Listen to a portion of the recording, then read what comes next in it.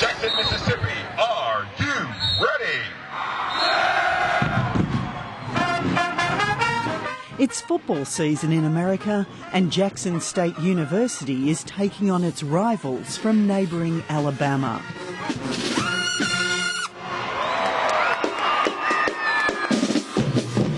JSU, as it's known, has historically been a black university. Decades after students and activists took to the streets demanding and achieving an end to segregation, here on this football field, not much has changed.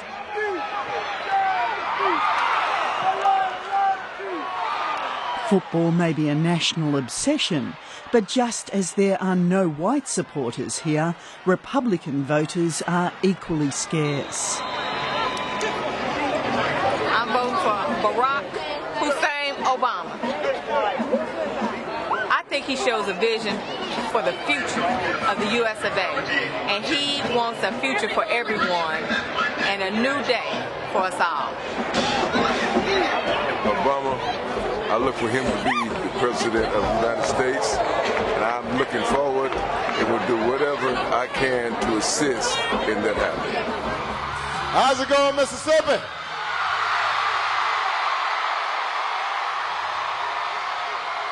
When Democratic candidate Barack Obama came to Jackson earlier this year, seeking support to topple his party rival Hillary Clinton, he got it. Then I promise you we will not just win Mississippi, we will win this general election. But it was a victory based in part on ensuring he was never portrayed as an African-American candidate. And to such success that some veterans of the civil rights movement asked if he was black enough or whether he had done his time. Andrew Young, former mayor of Atlanta, former congressman, and the United States' first African-American ambassador to the UN, still won't endorse Obama, although he now says he will vote for him. I said that I would prefer Hillary Clinton, and I still would prefer Hillary Clinton.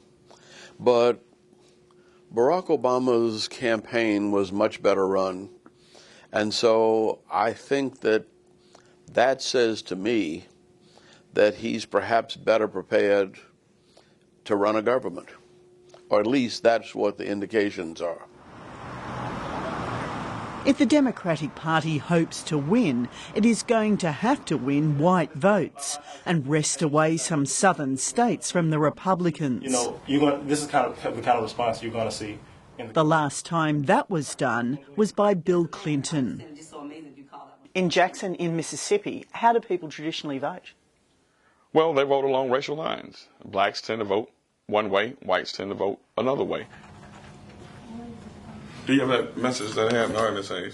Political scientist Professor Deandra Ori says Barack Obama knows he must run a deracialised campaign to have any chance of winning. Well, blacks are only 12.5%, if you will, of the United States population, and even lower as it relates to turnout. And so you cannot focus on racial issues because, simply put, the numbers are not great enough.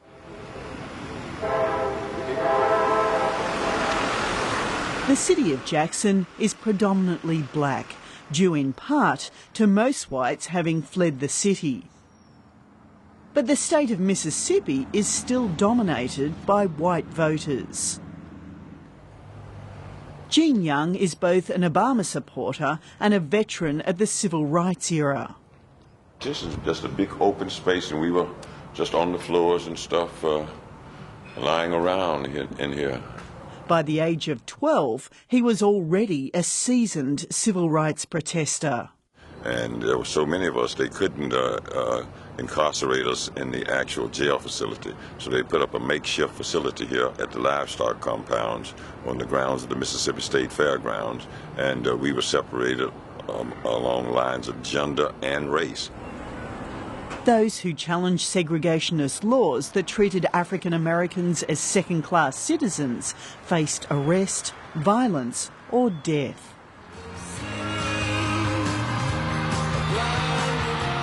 Now, just 2 generations later, the son of a black man from Kenya and a white woman from Kansas is narrowly leading the polls to become the most powerful politician in the world.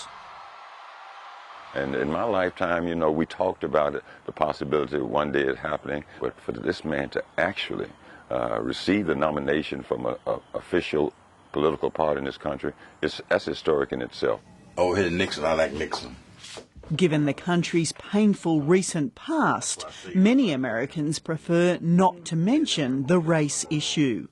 But not Charles Evers. That's Bobby getting it, Bobby. And and that's the night he was killed. We was coming through Watts. We'd been on a tour. This is when he was running for the Senate in New York. He and I were together. And we were very close with the Kennedys. Here. Charles is the brother of slain activist Medgar Evers, one of the civil rights movement's first martyrs. President Bush at the time, first Bush. It may seem unusual given his activist credentials, but Charles has been a long-time Republican.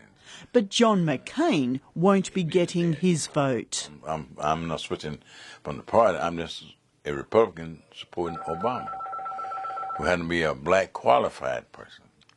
The thing that I fought for and my brother died for over the years to get us to this point.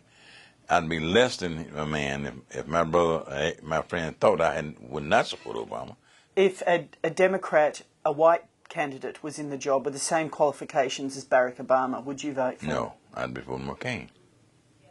It's a matter of race. Right. Yeah, oh, with me it is, yes. Race and qualification, yes, indeed. With me it is that.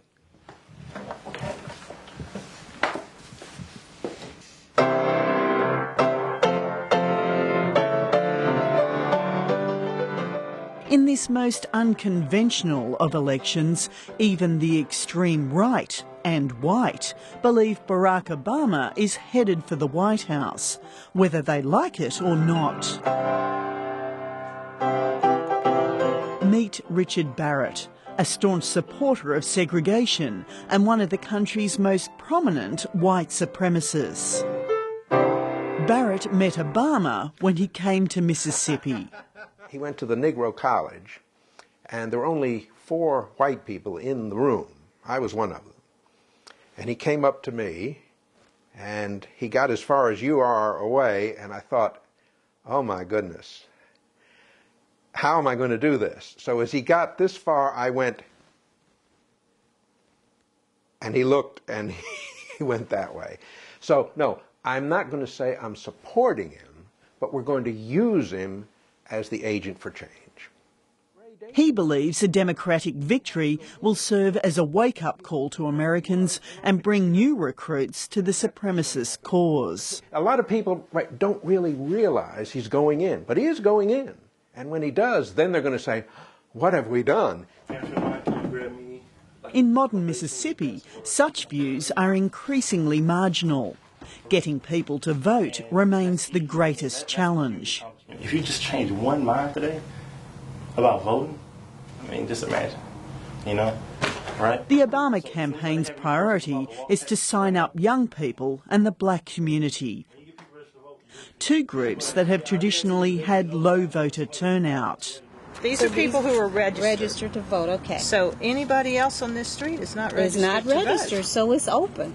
So this is a good street for us to go down. Exactly. Yard sale, huh? Yeah. Good morning. Joanna Gomez and Paula Bass are both converts to the Democratic cause. Their job today is to register people to vote. We know the Basses, don't we? At this house, these 2 women have already made up their minds. We're with Barack Obama. And so are we. Okay, great. That's what we saw your son. Oh, look, are you taping me? Oh, no. Wait a minute. No. While Obama's support here is strong, polls have regularly overestimated support for black candidates.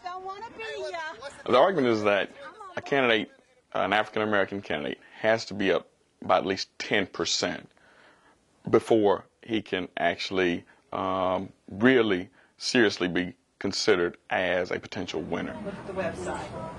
Andrew Young says while few are willing to talk about it openly, race could decide this election. If they were all the same color, I don't think there'd be any choice. I think America would be willing to move forward with the Democratic ticket. He believes that America, the land of the brave, is being put to the test just as it was during the Freedom Ride summer almost 50 years ago. The election is in many ways a referendum on how courageous we're able to be about the future. And it's a frightening future for Americans. We've never had a weak dollar. We've never not been in control of the price of oil.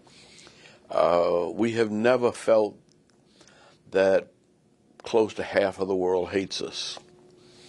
But I think the election of Barack Obama would change the view of America by